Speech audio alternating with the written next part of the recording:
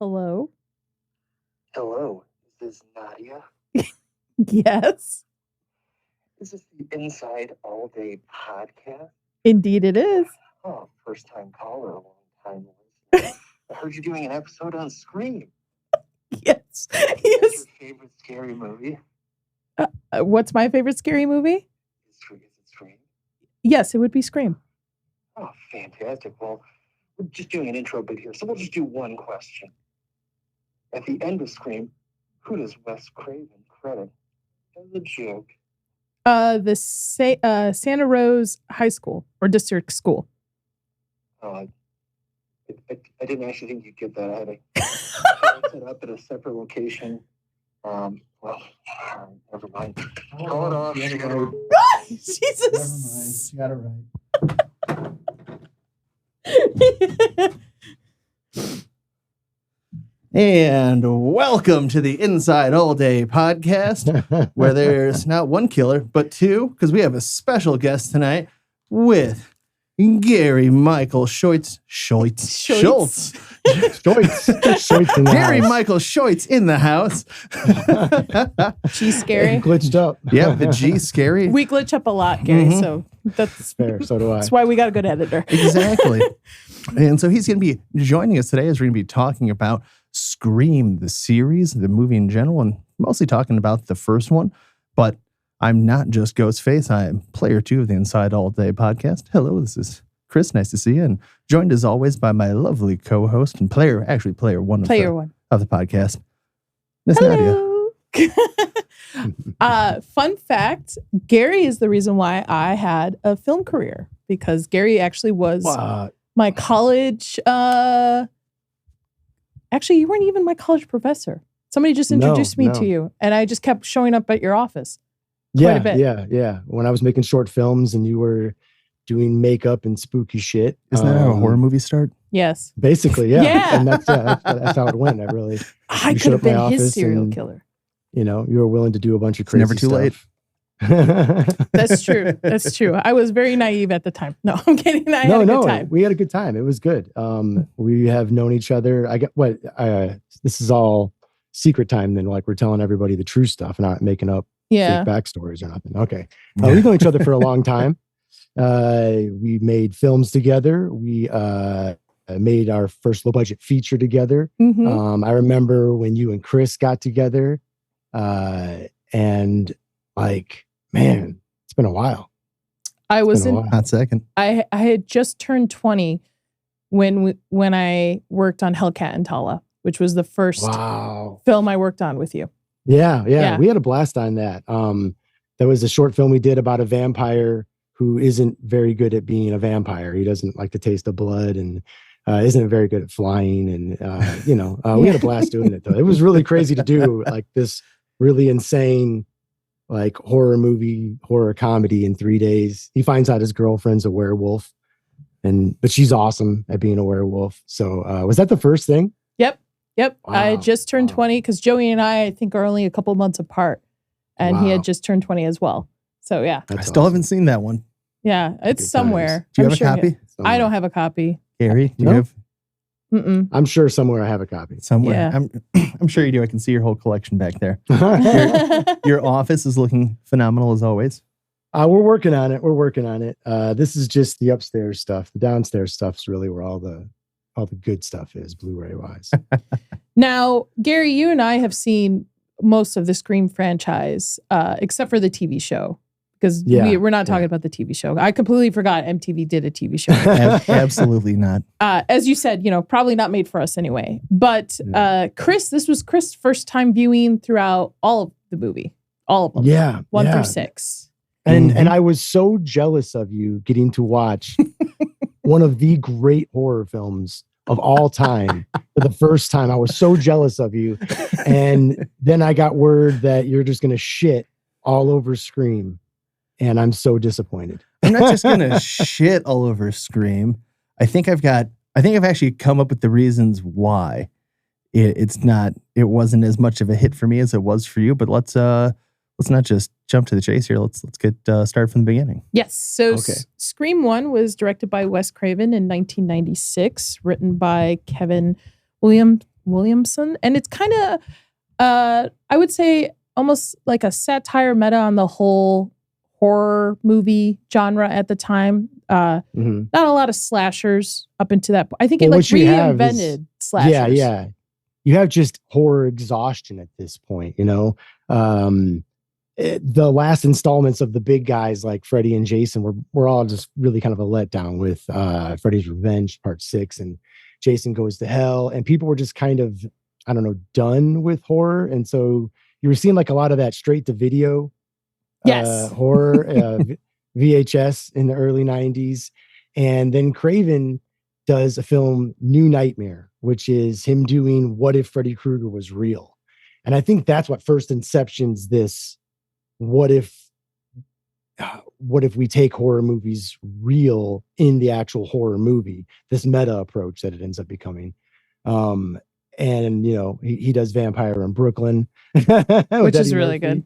I love Vampire in Brooklyn. My boy Doge mocks me for it. Not my favorite vampire movie, though. John Carpenter's vampires are my favorite vampire movie. But yeah. But then he does Scream, and Scream just like changes everything for the genre. Yes. You know?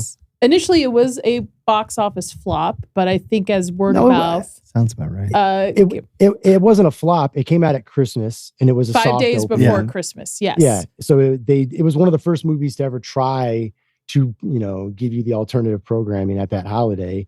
And so they tried that, and it actually the second weekend it made about the same money, and then the third weekend it made more money. And its staying power was it was in some theaters until May. So think about that shit. They were already movies filming nowadays part 2. Don't do that nowadays. Yeah. I mean, unless you're Top Gun or Barbie, like you're out, man. Or Endgame. I think Endgame is the last really big movie to stay in theaters that long. That was a crazy long time. That was a crazy long time. That was like Home Alone amount of time. And initially it was supposed to be an NC-17 rating, but Craven told them to look at it as a comedy, and that's how they got it as R-rated. It was he made 9 approaches actually to get the MPAA turn it over, and finally he gave up. And it was actually unfortunately it was Bob Weinstein who went to the MPAA and made that pitch that it was actually a satire and a comedy. But what's funny is that Bob Weinstein was the same person that didn't want to call it Scary Movie because he didn't want people to think it was a comedy. The big reason they got Wes Craven was he wanted to be a horror film. So then he had to go back and do that shit to get it past the MPAA to get the R rating. So, you know, always full of shit, I guess. Also, they were going to rate it pretty. They didn't like it because of how violent it was. But Craven first said, oh, the only violence part is going to be the opening with Drew Barrymore being stabbed. That's it. Yeah. Lied his ass off saying like, oh, don't worry about it. This is just the only violent part. The rest of the movie is not that violent. And that's how he got away with filming the rest of it. Yeah. Well, the Drew Barrymore thing is crazy because obviously the whole reason why Craven was attached and decided to do it, because he said no originally, was that she was supposed to be the lead. She was supposed to be Neve Campbell. And then as they're in pre-production, she decided, I don't want to be Sydney. I think it would be cool if I was this character. And you killed Cassie, I think, or Casey. Yeah, Casey. And you kill me off in 12 minutes because I'm America's sweetheart, and that would be dope. And now maybe that's a little bit of my nostalgia happening because of seeing it when I was in high school and when that came out.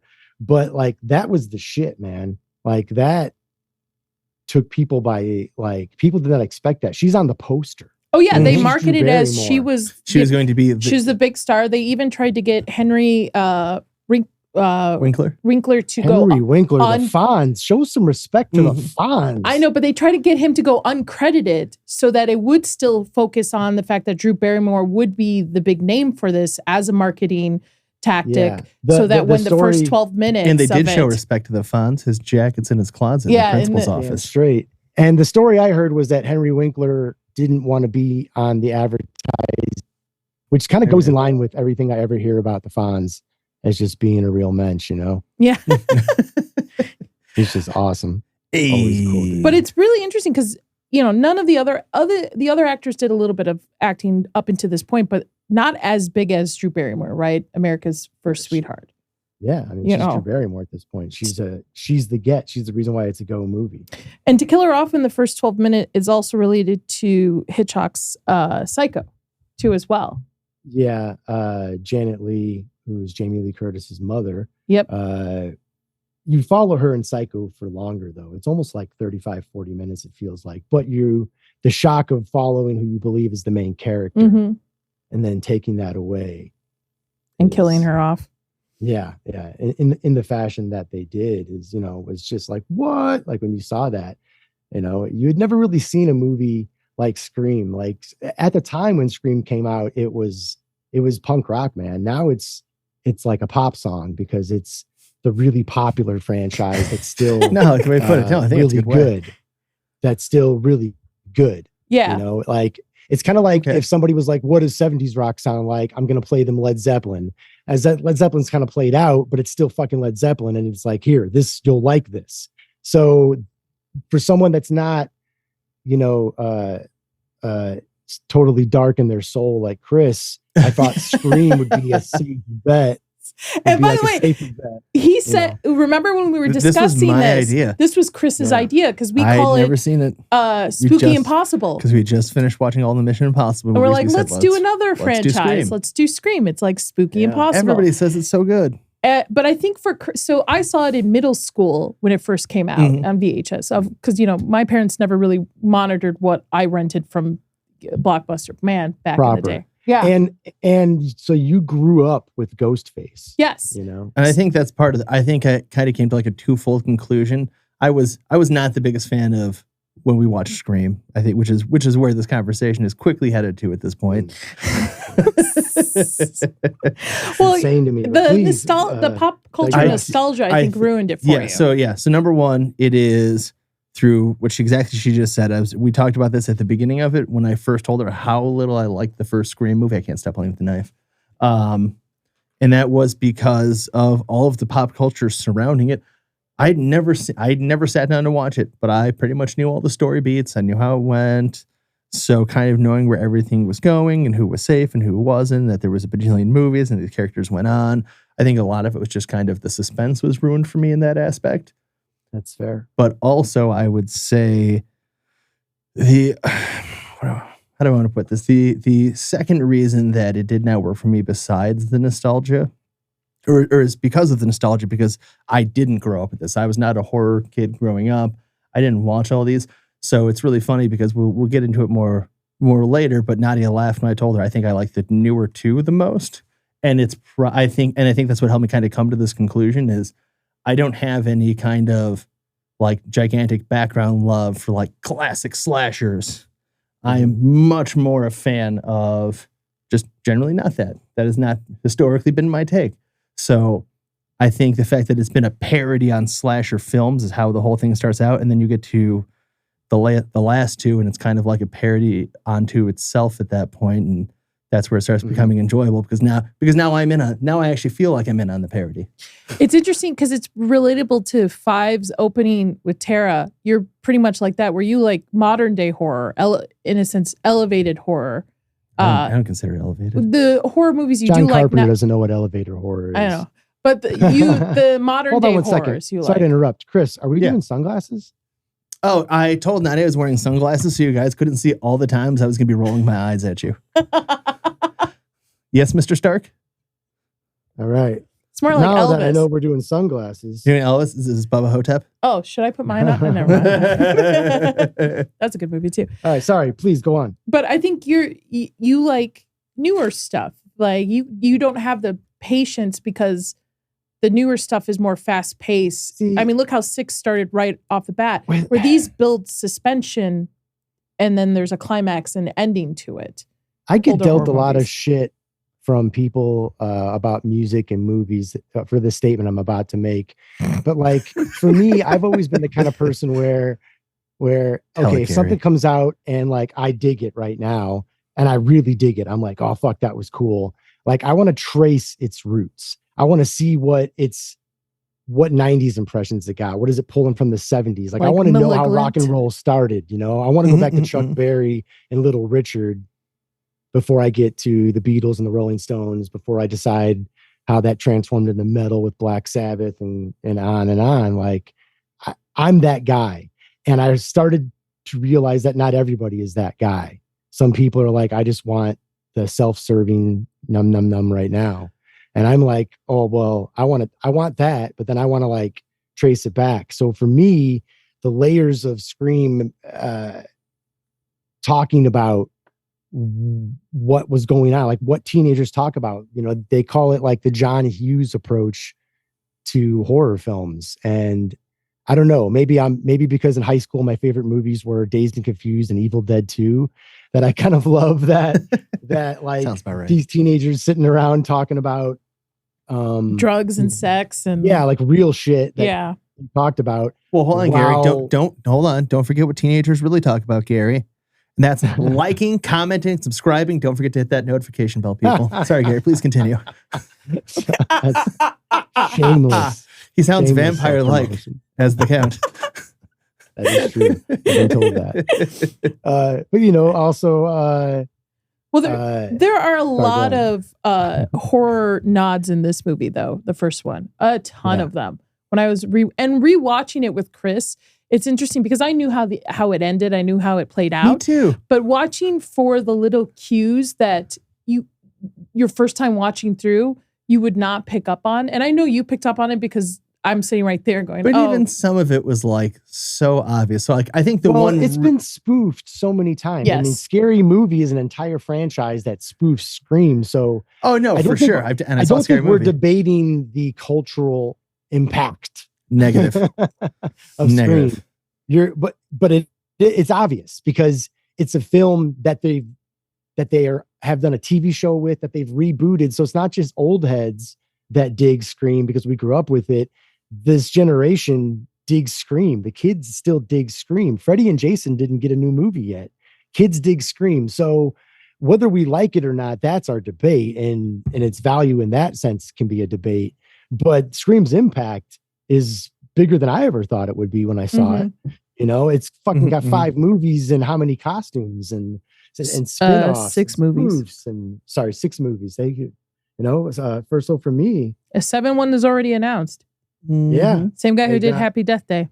Yeah, our boy from Freaky, Christopher Landry. Yeah. Sorry, I lost my glasses here. Which I'm curious to see how 7 plays out because watching, they're all ridiculous after 1 of how they relate back to 1. Each of them, in some way relating back, somebody's kid, somebody's whatever. So it's Spaceballs on your long lost uncles, cousins, brothers, sisters, nephews, roommate from college. But that's what I think is great about Scream. Is Scream has a whodunit aspect. It's got the slasher aspect. It's referential. It's meta. Like there's a lot of impersonators since then that kind of water down that subgenre of horror. I Know What You Did Last Summer. Sure, which is fun, but Urban Legend, which is fun. Yeah. I think there's another one, Candy Falls or something. Wrong Turn would have been from that era. Wrong Turn, yeah. I don't know. I just look back to like when I'm looking at the movie, and even though, so it kind of hurts that obviously, and it's harder for me to kind of make opinions based on how much information I had the first time I saw it, but it did seem like obvious to me that it was Billy or spoiler Stu. alert. Yeah, if you haven't seen it. We're talking about a movie from the 90s. If you're unaware at this point, it's your fault. Yes, I agree with that statement. Like, I didn't kill anybody, and then Billy was like, dude, but as a middle school, because it's obvious that Billy is the killer, they take that MacGuffin away in the beginning by arresting him first for the killing. Because you didn't realize there was 2 of them. Yeah, that's the twist. Yeah, there's 2 killers. But it was Stu specifically being like, I didn't kill anybody. Wink, wink, nudge, nudge. And it's like, okay, well, yeah. Stu. Matthew Lillard was great, man. I know he was. Dude got the role because he went to a casting audition with his girlfriend who was auditioning for something down the hall. And the casting director wanted this slobbering, stuttering maniac in the film, and he was perfect. Oh no, I'll give him that. He was probably the creepiest aspect of the film. He's so committed to that role. Oh yeah, absolutely. Love Matthew Lillard. I will say one thing. Think about Nev Campbell and Skeet Ulrich in The Craft before this.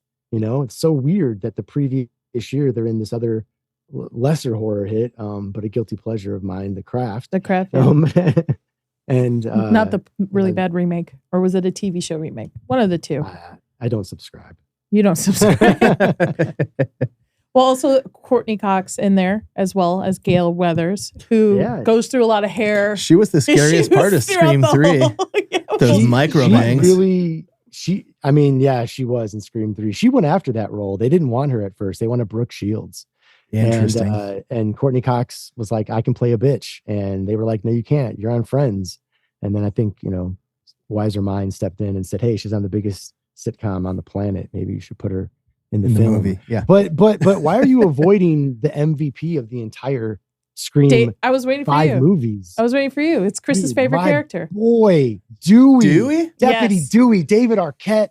I love David Arquette so much. I'm going to put David Arquette in a movie. Mark my words. My question is, because leading up to the 6th one or the 5th one, where Gail and him are divorced in it, were they divorced in real life by then? I think so, right? Probably. You want the tea on what was for real and what pain they were. Yes, I do. Into. I do. Gary, yes, they met on Scream. Yes, they had a romance. Do tell you. Yes, they had a daughter. And yes, they had to go their separate ways. And that's all that we need to know about that. Let's talk about. I thought I was about to get some juice. let's talk back about David Arquette for a minute. Yes, Chris, Dewey. Nadia, have you ever seen Road Racers? No. Never so before Scream, David Arquette. So Road Racers, I'm going to hit you with some knowledge. Hit me. Road Racers is the first movie Robert Rodriguez did right before Desperado, first American movie. Oh, okay. He does El Mariachi. Showtime hires him to shoot Road Racers with David Arquette, Salma Hayek, and my boy John Hawkes. And it's a 1950s greaser film about a no-good wannabe rock and roller who wants to get out of town with his Mexican girlfriend and doesn't get approved. And they shot it in 11 days. And David Arquette is like a rockabilly James Dean in it. And he is fucking awesome. That's it. Go see Road Racers. That's all he has. David Arquette's Dewey. I like David Arquette, but Dewey is not Chris's favorite character. Okay, hold on. That's not fair. I didn't dislike Dewey's Dewey, the heart of the franchise. But Dewey literally he legitimately just gets better as the series continues on. Or does he just get smarter, Chris? Yes. But that's exactly it. They make him Chris, dopey and doddering to a point of annoyance. Have you ever heard of an American franchise, the greatest American franchise, about a guy that gets smarter throughout? It's called Rocky. All right. Dewey is the Sylvester Stallone. He's the Rocky of horror. All right. Stallone's a fucking brain surgeon by 4, and then he's dumb again after Dolph punches him out by 5. By 5, he's Joe Tommy Gunn. So yes, Dewey gets a little smarter, but he trades into physicality. In the second one, he's all slashed up and scarred up. He wasn't supposed to live. Yeah, that's true. That's Dewey true. wasn't supposed to live in the first one, but David Arquette was so dope. He provided so much heart to the franchise that the second take, at the very end, Wes Craven said, "Hey, David, why don't you just give us a thumbs up, as you're getting carted off?" And they did that and decided to keep him alive. That's how he ended up in the rest of them. No, I think he's the best legacy character. He always wanted to be the killer. He always wanted to be the killer, and they always said no to him. Oh, that would have been good. That would have been good. So especially if you're just going to kill him off in part 5. Fuck that, man. That was a good shot, though. But okay, all right, let's get back to the first one. Well, you hated how he died in 5.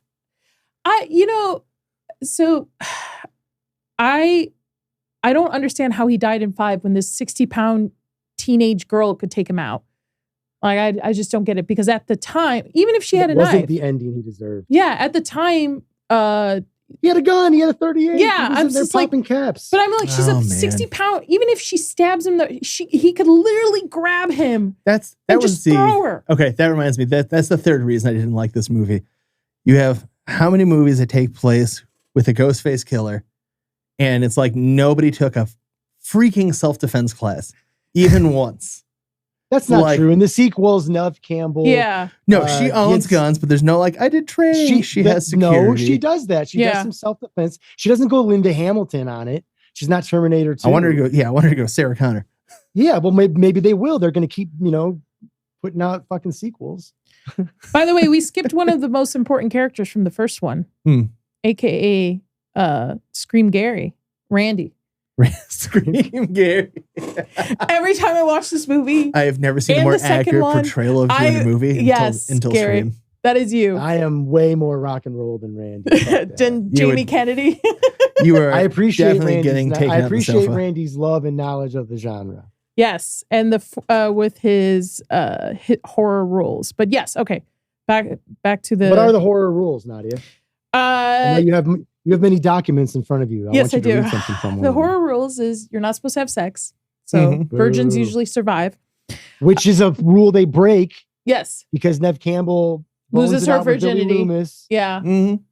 That's some trauma, loses her man. virginity Right there. to a serial killer. Yeah, but they were That was an following. odd- But they were following the rules, so they didn't want On to the kill her until 1 after year they broke her. anniversary of her mom's murder That he did.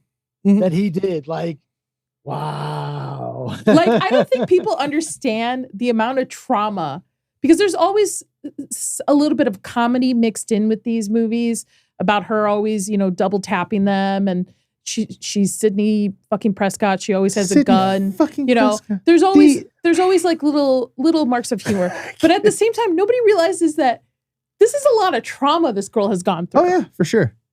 I feel like you nailed another thing that I thought Chris would realize and enjoy in this franchise. Uh-oh. Like the Scream movies are trouble. fun. There's a minimum amount of thinking you have to do. There's a minimum, like there's a little whodunit. Oh, no, I agree. There's This movie a lot of requires a fun, minimum like amount of thinking. These movies are movies that you can watch on Sunday afternoon, or they're movies you can throw on for a party, or they're movies you can sit and get really invested in. Was there really a second killer in part 3? There's things you can do there. I don't know, like that just deep dive. I mean, well, he's not the one they think, but all right, back to the rules. Cool. Back to the rules. So you can't have sex. You have to be a virgin. Okay. Can't do drugs and you can't drink. Boo and boo. You can't say, I'll be right back. And you can't say who's there. Schwarzenegger's screwed. Yeah, I know. I'll be back.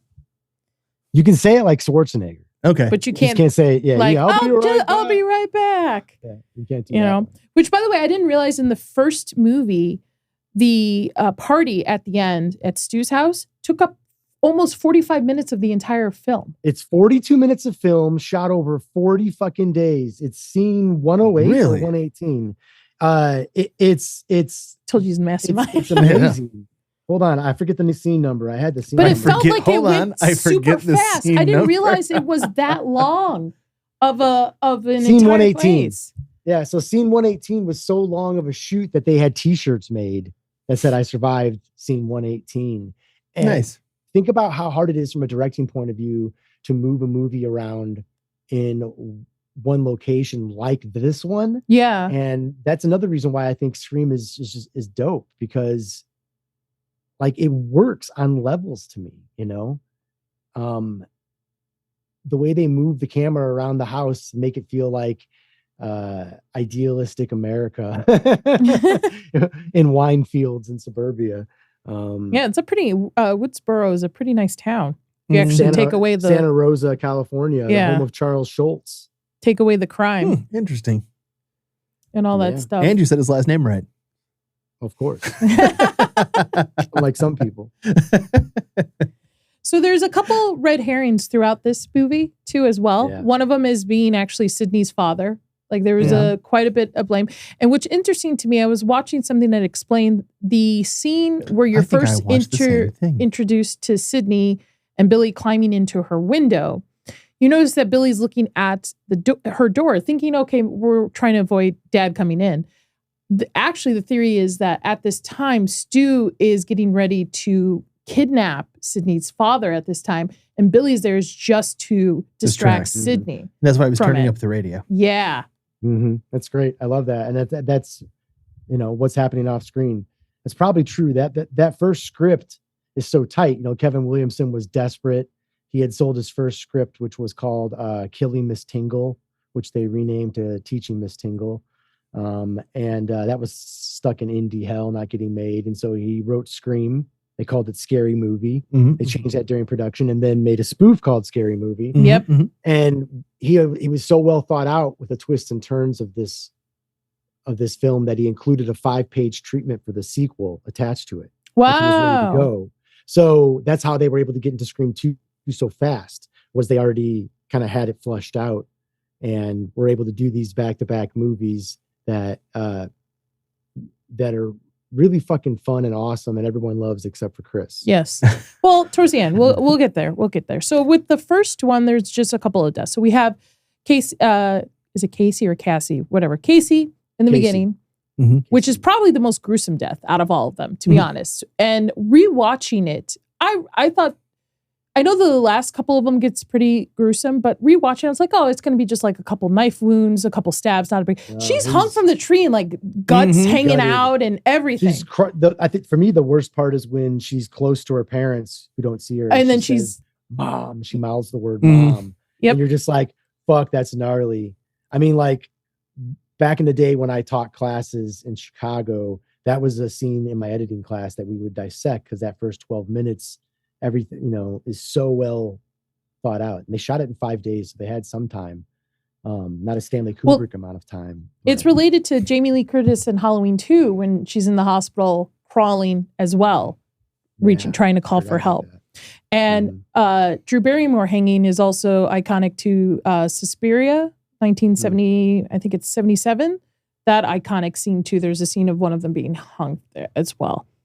So I believe you. So she Dario Argento. And I got another cool fact for you. This is a real cool fact. So it's a fact. When her parents are hearing her on the phone and her dad goes to her mom, go to the Mackenzies down the street, okay? It's the same name used for neighbors in Halloween as well when Jamie Lee Curtis tells the kids to go to the Mackenzies. Fun fact for you. Yeah, that's great. Well, fun fact about the sheriff. Oh yes, the sheriff. That ties it right along. That ties Which, along by nicely. the way, yeah, you're with Kevin writing this screen with the script. It's the same cop in Scream that is the same cop in Elm Street, Nightmare on Elm Street, and they actually put it in the script is that he was so like traumatized by the events of what happened at Elm Street that he moved to this small town in California. So it's the same cop's name too. So it's his fault. That. I mean, the obvious ones are the Billy his Loomises of it all. Yeah, but that's hilarious. I didn't know that one. Also, the prop master forgot to unplug Drew Barrymore's phone when she was calling 911. So she actually called 911 a couple of times, and actually cops showed up. What the fuck? Reminds me of Devil in My Ride when the cops showed up when we were filming on that making our indie street comedy. Filming on that. We were on a little frontage road, ton of blood, and people saw a devil bride fish hooking someone on the side of a frontage road. So they were like, maybe we should call the cops. Do you know the mask history with Scream? Yes, I do actually. Oh, the peanut eyes. Originally created by Fun World, based on Pink Floyd's Cover of the Wall with a mix of the 1930s ghostly characters from Betty Boop. It was actually called the Peanut-Eyed Ghost or Father Death, either one, which one you want to go. It's still owned by Fun World today, so they licensed it. And originally, the whole costume was actually supposed to be a white robe, not a black one. But because the white robe looked a little... Like other white robes? Like other white robes, and they didn't want a whole PR stunt on them, they switched it to black. And it looks better anyway in black. So they're able to hide better in the shadows. All that is right on and true. How it got found was, so they had K&D doing the effects on Scream, who are the best at those kind of effects in the world. I mean, they do everything from Evil Dead 2 to Walking Dead. They're the best at doing that kind of stuff. And they kept sculpting masks and sketching characters. And Wes Craven was just like, nothing's right, nothing's right, nothing's right. They go location scouting, and he sees that mask in this woman's house. And her kids had grown up and moved out. So it was just like in a pile of shit. And so he was like, that's kind of what we need it to be. It's simple enough. You could get it. Can I get that? And so Wes Craven took the mask back, showed it to the guys, and they were like, okay, well, we'll sculpt one close. And they kept sculpting them, and they were close, but Wes is like, but that's the one. So he got that stuck in his brain. He said it was something, I paraphrase, very Scooby-Doo-ish, unmasking the killer, like watching a painting, like so the two people can do the same painting, and one of them you're like, oh, that's art, right? Mm-hmm. So, but they don't know who made it yet. So they don't have the rights. So the movie starts filming, and they film a couple of scenes with the sculpted mask. And those are wide shots. And then they go in for the close-ups, and Wes Craven's like, fuck it. And he goes and gets the mask that he took out of the house, the one he doesn't have the rights to, puts it on the motherfucker, uses it in the movie for the next day or two, and then is like, yeah, that's the mask. Now we got to figure it out, right? And so they go back and they end up finding the distributor, which is, like you said, a mom and pop distributor. And they call them up and they're like, hey, we want to use your mask in a film, which they've already been using. And they're like, okay, well, you have to credit us, which they're credited at the end with their store provided by, and you have to send us $100. Wow, $100. So they did. Sold. And then the movie comes out and it becomes a hit. And then that guy was like, oh, so he went back and recopywrote the mask under the design of it and under the name Ghostface. And now it's one of the most popular costumes. So it has a happy ending for all. But that's nuts. And for a small studio, but still a studio picture for Wes Craven, who needed a hit right there, just to be like, fuck it. Let's just use it. That's fucking, what does Scorsese say? This is cinema. And it's only called Ghostface once in the entire movie, and it's by Tara. Rose McGowan's character, Tara. What's her name? Tatum. Tim. That's which is a weird name. So with Casey, it was both Stu and Billy that killed her. With the principal, that's Billy. With Casey, that is actually Billy as well. And then obviously at the end, both of them teamed up again. They usually help each other, like dispose of the bodies and stuff like that. But those are prominent kills. That breaks down who kills each person, huh? Yeah. That's interesting. And interesting with Rose McGowan, her death, which is pretty gruesome, but a little unrealistic for me. They actually had to staple her clothes to the frame of the doggy door because she was so tiny to it. She kept falling out to kind of fill it out. It was cold out.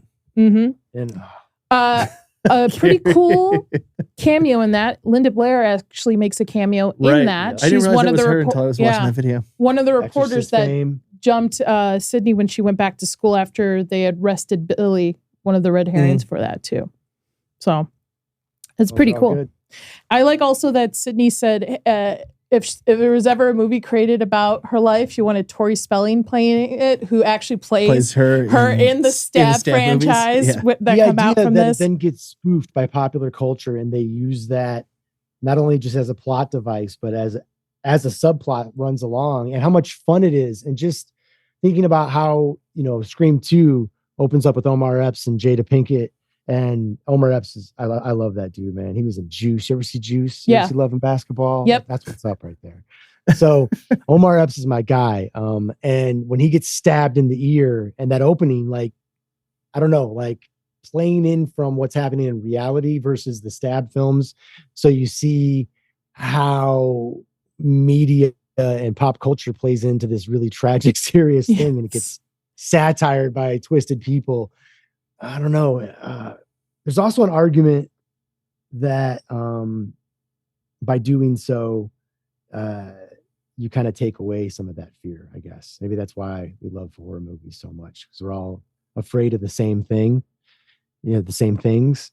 And so you can take that fear away in a safe space. I don't know. Is that what you're afraid of, Chris? I'm afraid of knives. No, Chris is afraid of zombies. Yeah, I'm afraid of zombies. So if we had a zombie ghost face, maybe. That's a great idea. I'd be screwed. Yeah, copyrighted right now. Anybody does it? This is Dewey. So with the first movie ending, the twist is there's two killers, Billy and Stu. They actually ended up killing Sydney's mother a year prior to that. And then I feel like there's really no motive in this movie for them. Well, no, it's not really concrete. But that's what movie Gary says when he's going over the rules. He said Randy? motive. Yeah, Randy's like motive. What do you say? Motives are inconsequential. I believe was what he said. And that quote makes it scarier when Michael Myers is just a sick killer. That makes it scarier. But I don't 100% buy that, because there's still, maybe it's not motive, but there's connection, right? Okay. It's Sydney's mom. It's wasn't it because Billy's dad ran out on them because he was having an affair with Sydney's mom's a hoe, man. The show. She's all the women in her family are hoes. Her aunt's a hoe, her mom's a hoe. Yeah. But by giving it up, she survives the first one. So she breaks the cycle. Yeah. Hashtag break the cycle. Yeah. Double tap. Bam. So, I mean, not to fast forward, but Scream 3, the villain is Sydney's long lost older brother that her mama had before her daddy. Yep. Right. Yep. So with we'll move on to the next judging though. Part of the franchise. I also want to say that due to Scream 1, caller ID usage actually increased by a lot. A big portion. A lot. I think you said it Which is interesting to me that this movie, the franchise has been able to survive with technology changing, because back then there was no cell phones, not really, but now they're able to clone cell phones. That was literally but you nailed it. Yeah. In 95, 96. 96 is when it comes out. That was the technology. Yeah. Billy having that cell phone made him like, whoa, he's got a cell phone and is either a drug dealer or a murderer. So, that was a thing that made him a suspect just by seeing that. Now you wouldn't give a fuck. It wouldn't even be a fucking thing. So they did use technology. It's just we're forgetting how far back it was. Used to play Snake on their Nokia. I remember those. Well, and then home phones went away, so they started doing now they're cloning cell phones. But I say one of my actual favorite parts of any of the franchise was going to be towards the end when Gail does like the Find My Phone on her home phone on number 6. Yeah. She goes, "Hey, hold on a second. Using technology. Yeah. Part 5 opens up with an identical ending to part 1. If you're going to mirror those, except now we're texting and doing other things like we're today, So with Scream, Scream obviously started this franchise. There's 6 movies in it. Scream 2, I feel, is probably the weakest one, in my opinion. Really? Out of all of them. Even with my boy Timothy Oliphant? even with him, because I feel my girl Laurie Metcalf? I felt like it was repetitive of the first one. Have you ever seen Deadwood? No. You know how fucking good Deadwood is. Deadwood. I mean, I watched Justified. Okay, well, Justified is the PG-13 at best version of Deadwood. Fair enough. Deadwood's on my watch list. Dude, it's my show. Okay, I'll check it out. I'll check it out after I finish the Fall of the House of Usher. It's the G scary approval. Oh, he's reaching for something. Or is it there? Oh, is that Ian? It's Ian McShane, Al Swearingen from Deadwood. Did he have bleached white teeth in that as well? No, he probably still had his teeth back then. Not quite. Al Swearingen for president. Because anytime he smiles now, I can see the moon shining from his teeth. Hashtag Woden. He wants to have super shiny teeth. That's his prerogative. Hey, I'm okay. I liked him in American Gods. I think he was great as Odin. Ian McShane in Deadwood is so but fucking American good. God. He was so good in American Gods. Deadwood is so good, it's worth not talking about Scream anymore, just to talk about Deadwood. Deadwood. Hey, Deadwood. I'll start it. I promise you, I'll start it. I've got a ton of people keep telling me to watch a bunch of stuff. I have to watch The Wire as well. This show is so manly. I've seen bits and pieces. Bro. I've watched half the first season. It's not a bits and pieces show. I know. It's not a bits. We'll start it. We don't have a show. It's like show. I did though. We don't have a show that we're watching together, so we'll start it. We'll utilize this. Utilize this time. Yes. So 2 to me, weakest one out of all of them. I actually liked 3 better than I liked 2 because I think it's a repetitive story. It's frame for frame of what I agree. The first one was. So we're all in agreement. We're all in agreement. It's just Sydney in college. That's it. To me, the difference is no longer we're in high school. Now we're in college. So you liked 3 better, even with the dialed up humor, dialed back horror factor, I guess. Well, I hadn't seen 3 in a while, and I completely forgot who the killer was in 3, and it totally threw me off that it was Roman. Really? And 3 right now is the only one that has 1 killer. The rest of them have 2 or 3. I remember watching 1 and 2 with you and then asking you how long 3 was. And then you told me it was a shorter runtime than 1 and 2. And I go, it's already my favorite. Well, I like 3 I just wanted to see Gary's reaction to that very true story. I like 3 better because it took a different... It's boring. It's the exact same story every time. Let me just ask and it's you honestly, obvious every time. As your boy, okay? Like, listen, if I was being chased by a guy in a mask, I'd be scared. I agree. Hey, yo, man, I got some comic knowledge. You're one of my guys I call, dude. You're like my guy. But I got to ask you sometimes, what is it like not to like things? Every movie we've been to theaters this year. What is it like to not like things all the time? Pretty easy. You don't like so many things. What is that like? Because I have a darkness like that. I'm kind of like the guy, like, fuck you if it's popular. But It's not a fuck you if it's popular not a fuck thing. you if it's Right. popular. Scream is one of those things where I'm like, oh, this is fun. This isn't hurting anybody. But you got to understand, though, I don't love the movies it's based on. Like, to defend my husband a little bit, he liked the last two of them, and I think again, it's different. Where if you grew up with the franchises, or refranchising, or whatever, or if you grew up with these movies as a kid, and then continue as an adult and watching it and stuff, you kind of know what you're expecting. Where Chris was never really a horror kid as growing up. Like there's a couple of them, Army of Darkness. When they did Scream 3, they didn't really know what they were doing. Kevin Williamson wasn't a writer really on it. He was doing Dawson's Creek. I forgot about that. Among other things, he's making that James Vanderbeek money, bro. You don't know about that, man. Yeah. Joshua Jackson money. The VB money. What, dude? The Beak. The Beak, man. Don't screw with the Beak. So they had a lot of guys, different people being brought in, and they were really working out who the killer was throughout that, which is I could tell. Which is kind of something you can tell.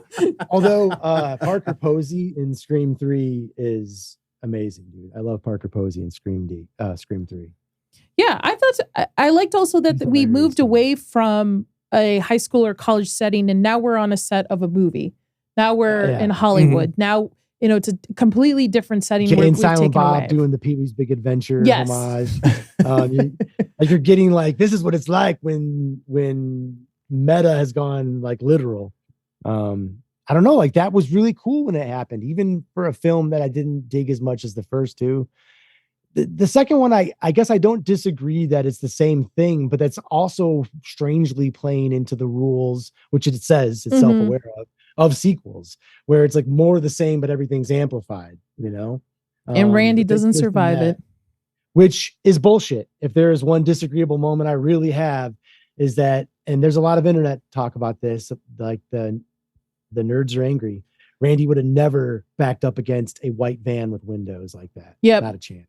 That was a crazy death to me. That was a little silly on its part. It was weak. But I like how they kill Randy, he deserved better. He deserved better than an off-screen almost. It's either the fifth, I think it's the fifth one, or it's the sixth one where the twins, which are Randy's niece and nephew, are in a van with Hayden Panettiere's, and Kirby. they're like, "Oh, Kirby, our uncle got killed in a van. Doesn't mean we're actually saved in a van." Yeah, and I thought that was a really interesting throwback. So the killer for the second one is obviously Timothy Olyphant, and then Mrs. Loomis, which is what's her face from the counters, Laurie Metcalf. What's her face? Laurie Metcalf. The name couldn't come to me. Leave me alone. She shops at the same butcher over here. Saying. That you can have. I've got some Roseanne Blu-ray DVDs. You can have her sign. Okay, it's fine. But the whole purpose of the motivation for 2 was revenge for killing her son. There's a theme of deranged finishing their movie. There's a theme of really poor parenting throughout this entire franchise. I mean, I think the one theme it nails is don't live in California. Or don't have really shitty parents. Yeah, Woodsboro's in California, right? Yes. But so that's why it's because it's in California. Okay. Well, I got nothing. I was just throwing that in there for I you. was just wondering. I was just saying that to get a reaction. Probably. 3's killer, obviously, Roman, who turns out to be Sydney's half-brother from, I guess, from my understanding, her mother was the R word. What R word? I don't want to say it because of YouTube. Oh, fruit that comes in bunches. Fruit that comes in bunches. Grapes. Harry Weinstein, pretty much, by a producer, and that Roman was the fruit of that.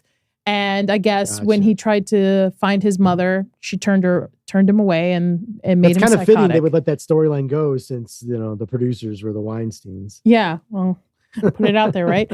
So put it out there. It's always been there, guys. Yeah. Since 2000. So that's the reason why he decided to become Ghostface, I guess. Nobody's going to be creative this time. Yeah. Why not? Screen 4, I have a bone to pick. Why the fuck would Sydney come back to Woodsboro to end her book tour? Like, the place that gave you the most trauma. Why would you come back? Doesn't matter. A decade. You're coming home. You got to sell them 3 books. movies, You got to make that paper. 3 different years. You got to know what it's like.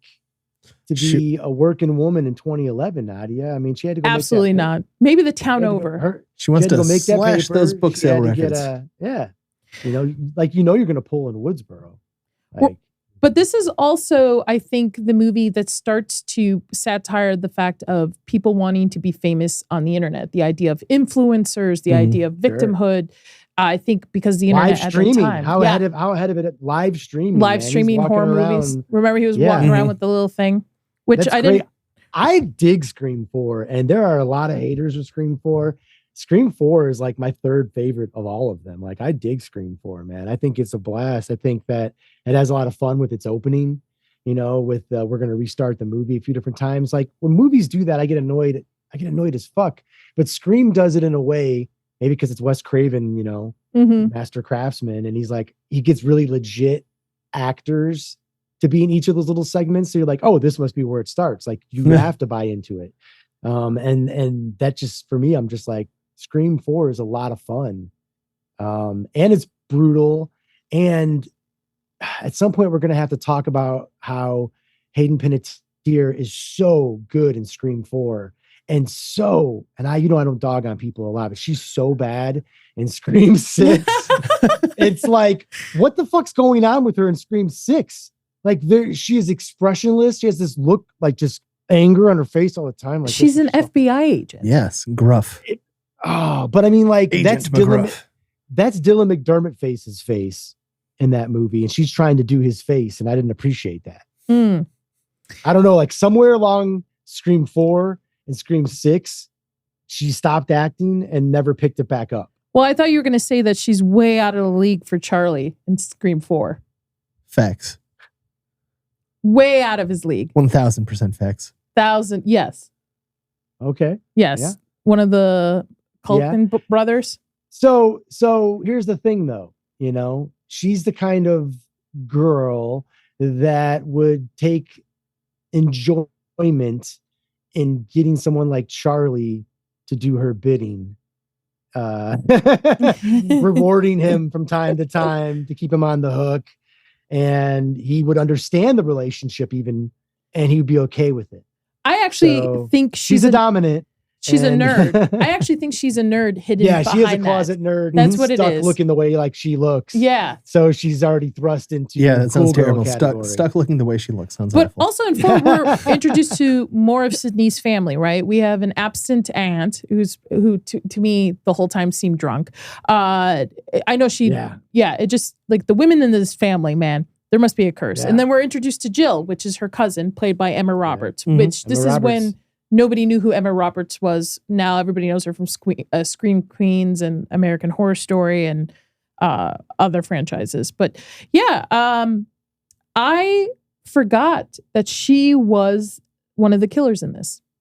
I thought, and the red herring for me was, I kind of figured Charlie was the killer. Kind of figured. He's a little creepy. But I thought it was his buddy, who I thought those two were the killers that they wanted to make a movie. Because, the whole aspect of a lot of these is like they always want to make their own movies or their ending of movies. Yeah. And at this point, they're on Stab 6 or 7. Yeah. Stab in Space. They're spoofing everything. Stab 8. The requel. They talk about remakes because the aughts were very remake heavy. Yep. So there's a lot of, the conversations have changed, but it's still the same idea, Yeah. Kevin Williamson's back for part 4, isn't he? I believe so.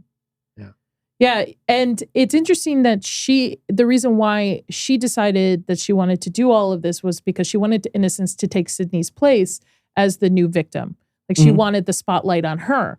And remember, she almost got her way. She almost killed Sydney, but Sydney survived and was in the hospital. And when she was alerted in the hospital, we have a hospital scene where Emma Roberts tries to go kill Sydney in the hospital as well. Yeah.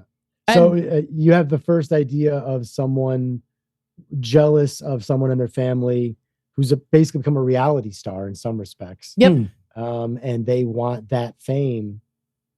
That's interesting because you got, again, 2011, segue. May I segue? Yes, you may segue. Segue. Sometimes horror movies are universal because they're just universal. You can see them at any time, and they have, like, if you're watching The Shining, You don't care that it doesn't have any cell phones in it. It could feel like it was like it's universal. It's ageless. I guess what I'm trying to say. And Scream was like, no, we're going to tell you exactly what year it is. And they do that with every movie.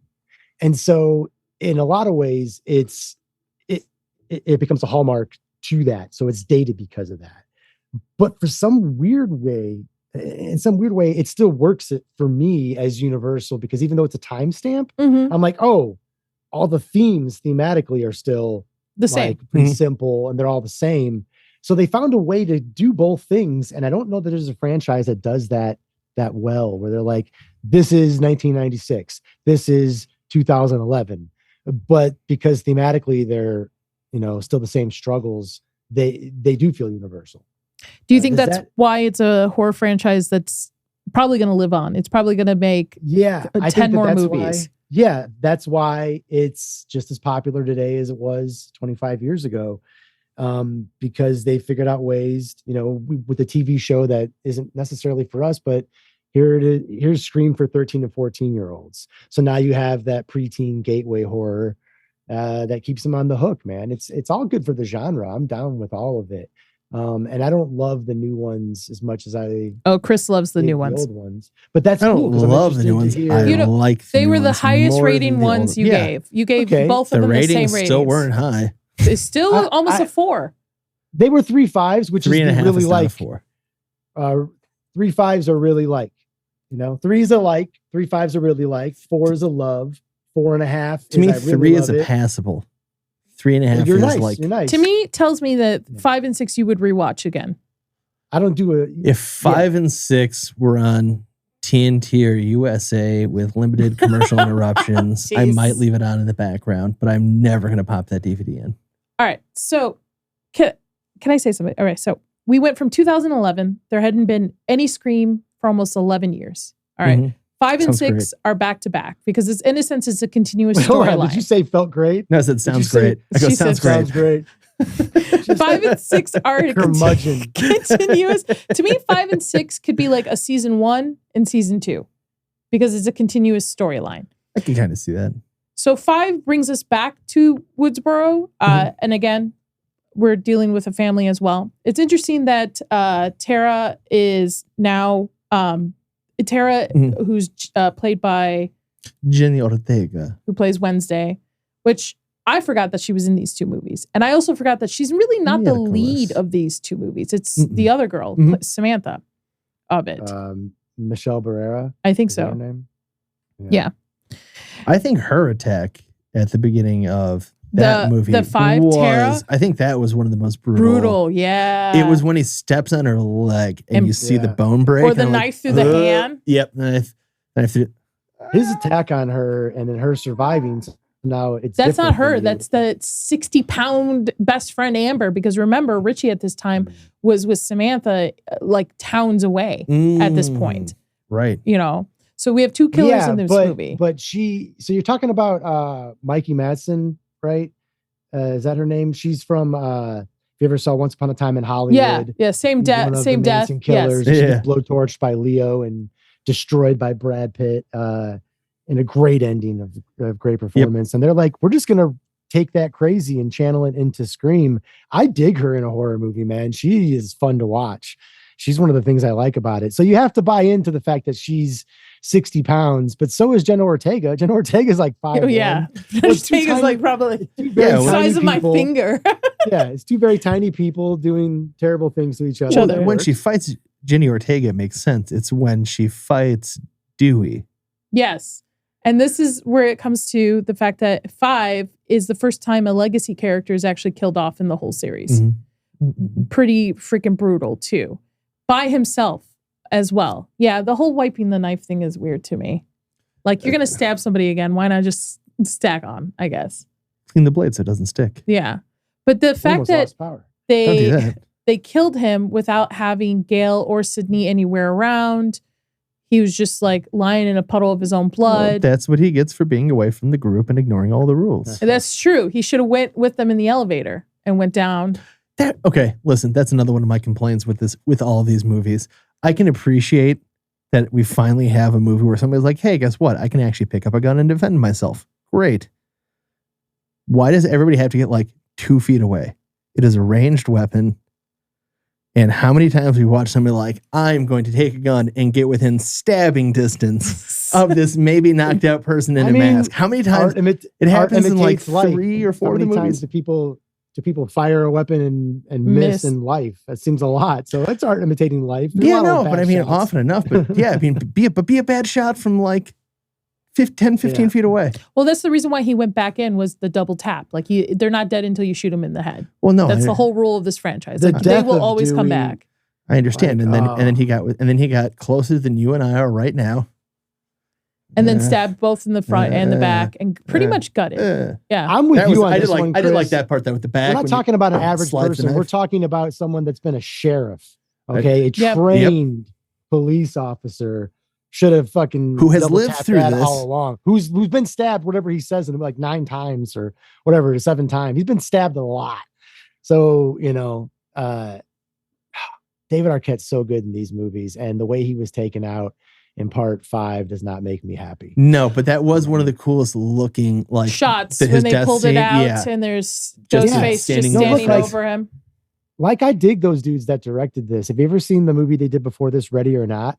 I have, yeah. Probably that was Ready or Not is awesome. You would like it. Samara Weaving. Yeah. It's a whodunit they did before Scream. Like Clue, but with murder. But like, Clue, but like what if there's bloody? More murder. With more murder. Yeah, like way more murder. It's gory, but it's like ridiculous gory. So I think that you would dig it.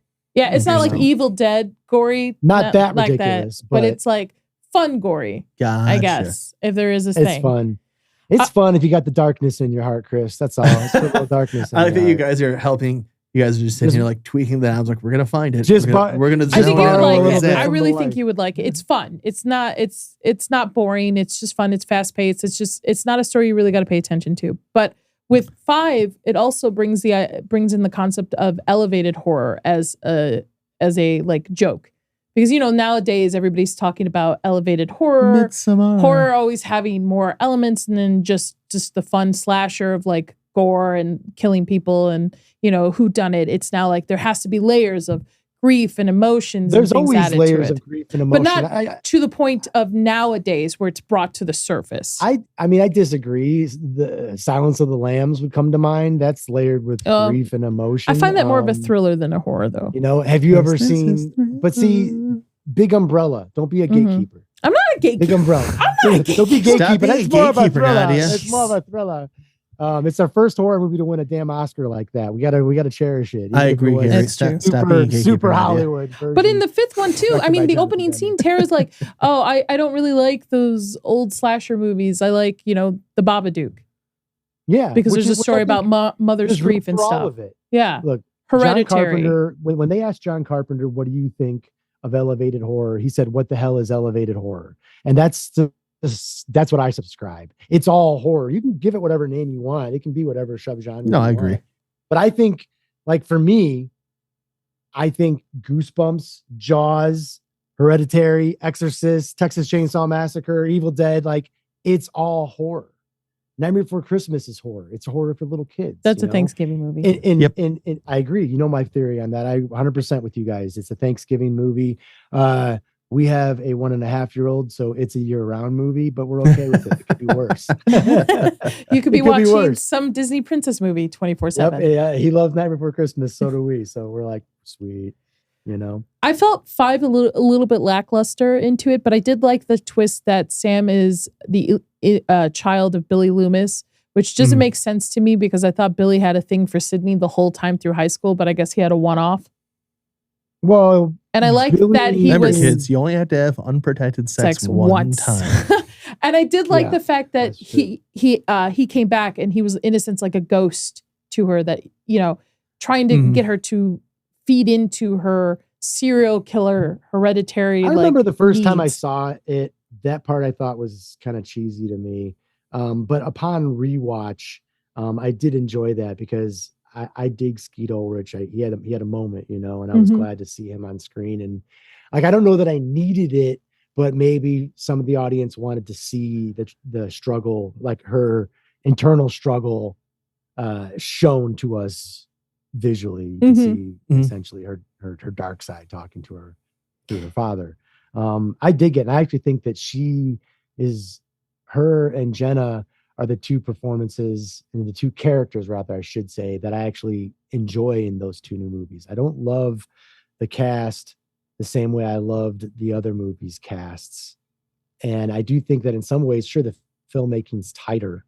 And like it's tight, it's modern, it's glossy, and I dig it.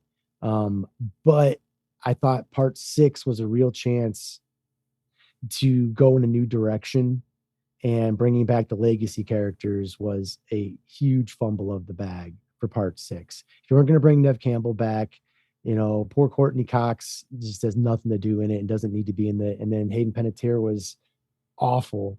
Well, I think Hayden was the replacement for Nev Campbell not coming back. But they should have They should have just given Nev Campbell whatever money she wanted, to be honest. Or if you're not going to do it, because I agree with you, but if you're not going to do it that way, and you're going to do Scream in New York, you're going to do, Jason Takes Manhattan, but actually be in Manhattan.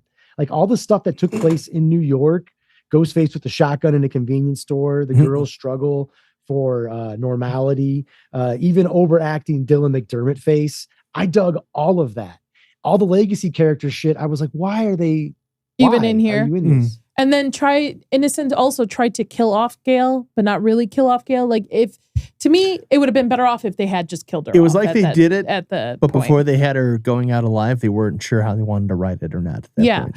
I will say 6 to me is obviously it's the most violent one, but it's the one that picks up pace the fastest from the beginning. Until it cuts to the legacy characters and whatever their turmoil is. And then it comes to a screeching halt. And then it goes back to the fun shit. And everyone's like, fucking Scream, let's do it. Yeah. And the fact that the killers this is the first one with 3 killers in the movie now, which is Richie's complete family, which again, parenting. Poorly throughout this whole franchise. Yeah, but that parent was like, yo, like they were in the family business. That was next level. Like they was they were like legit. Was grooming them to be serial killers. Dylan McDermott face doesn't mess around, man. I did like the fact that the ending took place in sense a display of all the Scream like the whole, all of them. It was amazing. Products. It's everything I wanted out of my office, but like put it on steroids. Yeah. Give me all the goodies. If I could have a room like that where I could display shrines to the things that I worship, and then I can murder people in it, I would do that too. Yeah. And I can murder people in it? Man. And I can murder people in it? Now we're just dialing up the ones. You guys want to come over and see my shrine? So hey, Chris, I got a new comic book. So before we wrap up, where do you think they're going to take the next one, Gary? What are your theories? I don't know. Come back to me and go to Chris. No. What do you think, Chris? Where I think they're going to take the next one? I mean, hopefully to the cutting room floor, but that's just me. No, now I'm just being overly harsh. I'm gonna be honest. I don't know. I also being honest, not trying to be overly harsh. I kind of don't care. I didn't love it. I guess my takeaway is to answer your question with a question, which is, do you guys think Nev Campbell will ever come back? If they give her enough money, she'll come back for 7. Will they though? Will they choose to do that? I think they will. Seeing what they've done with I think they will. The other 2. You got to understand, I don't think 6 was a big hit as it's got into with streaming and stuff like that. I don't think it was such a big hit in theaters as they wanted to be. And I think a lot of people avoided seeing it because she wasn't in it as well. Interesting. A lot of the diehard fans, like me, I was like, I really do want to see this, but I'll wait for streaming to see it because she's not in it. Yeah. I saw it in theater. I try to see as much cool horror in theater as I can. Because it doesn't usually last out there super long. But like the year when part 5 came out, 2022 was one of the best years for horror and theatrical horror almost ever. We had so much cool shit come out. So Scream kind of was just one of the other cool things that happened that year, and I dug it. I will say with 5, I did like the fact, the one thing I want to mention, that they brought it back to Stu's house. Yeah, that was cool. pretty cool. Where in Stu Macher's house. But I think that. Sorry, go on. I think we're going back to Woodsboro. And I 7. think they'll probably go back to Woodsboro. I think that they'll probably try to incorporate Stu because there's a lot of fandom. I think that you got Christopher Landon directing, who, if you ever saw Freaky, I did. Happy I just Death Day recently, 1 or 2, those are great movies. They're Gary, those are movies Chris likes. Chris loves Happy Death Day. I love Happy Death Day. Freaky was okay. Freaky's great. Groundhog, Vince Vaughn playing a 50-year-old as a 50-year-old high school girl is funny. But Happy Death Day, the Groundhog Day of horror, is a lot of fun. It's very the formulaic horror, the way it all kind of works together. I always dig that. But I think that you'll see similar to what Scream 3 was, which was a little more infusion of comedy.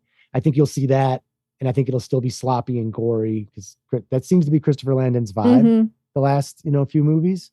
So maybe you'll see an injection of that, which I think is cool for Scream. Scream's supposed to be fun. Okay. Fair enough. I agree. Have fun with it, Chris. Hey, Smile. Have some fun. Hey, listen, I make it so hard. I don't have a problem with people enjoying it. It's just not for me. Well, Gary, since we're wrapping up now, where can people find you? Right now in my office. Well, oh, Jesus. All right. What are you working? Are you working on anything? What do you anything you want to tell the people? You have the audience of like two people. We're back to Put work. that energy out there in the world. Working on a couple scripts, so hopefully we'll have a new movie in production soon. You can check out the podcast I do with Doge, which is called Cinematic Quicksand, which is on a bunch of formats. I guested on a podcast coming out next week called 80s Movie Montage. We're talking about Evil Dead 2. I did one for them a couple of years ago on the Blob remake, which was a blast. And they're good people. And yeah, man, you can find me on Twitter, Gary Michael Schultz, Gary M. Schultz. G Scary. That's what's the G Scary. The G Scary. And what should people do, Chris? I mean, generally they should like, comment, subscribe. I think, is that what we're going for here? Yes. I guess what you should do is like, comment, and subscribe, or we'll carve you up like a Halloween pumpkin. I wouldn't say that to like our two not audience like members. Yeah. It's not a threat. It's a movie reference. Well, this was a lot of fun. Thank you, Gary, for joining us. Thank you for today. having me, guys. I really appreciate it. And I'd be happy to do it again. Absolutely. The Shining. We're going to do an episode on The Shining. God, no. We got to do something Chris likes. No, I told Chris he can choose the next two movies. We're doing Teenage Mutant Ninja Turtles next. I feel like podcasting is just, I can't tell if it's just telling the internet that I hate all movies or if I'm finding out that I hate all movies. Because I feel like it's just been pretty negative lately. It's okay, man. There hasn't been a ton of great stuff. You know what? This year hasn't been the best year. Not everything can be John Wick 4, but that's okay. Okay. All right, folks. Well, remember to like, subscribe, and comment. Hit that notification bell. Gary's links will be in the description below, so please go check him out and support him as well. As always, I'm Player 1 of the Inside All Day podcast. I'm joined by Player 2, my husband. Hello. Yes, and we want to thank you for joining us today. Would you like to play a game? And comment below what your favorite scary movie is, and have a good Halloween. Happy Halloween. Woo!